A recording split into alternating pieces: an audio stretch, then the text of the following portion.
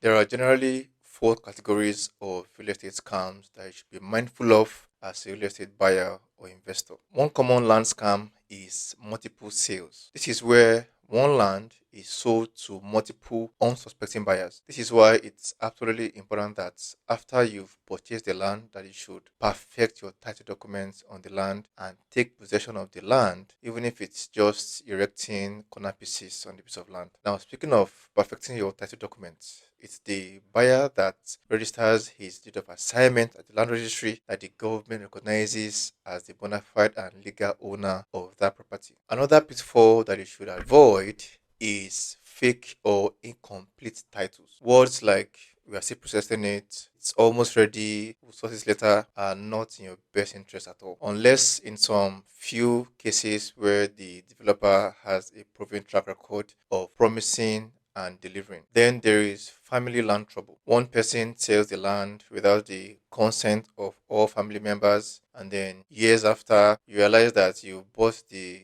land from the wrong Uluriebi. Now, that can be a very stressful situation for you as a buyer. Then we also have government acquisition scams. This one really hurts a lot, and it's usually investors who are somewhat greedy that fall for this kind of scam easily, and then at the end of the day, they lose all their money because the land is sold cheaply to you without informing you that it's a government acquired property. And what that means is that it's a government owned property that can never be sold to any individual or entity. So, how do you avoid all these pitfalls? First, always verify ownership and confirm the land status at the land registry. Also, endeavor to visit the property yourself and not entirely rely on screenshots or videos or verbal promises for that matter. Third, have a credible realtor, a property lawyer, and a licensed surveyor on your team. Fourthly, avoid cheap properties or offers that are too good to be true unless you have done all your checks and you are satisfied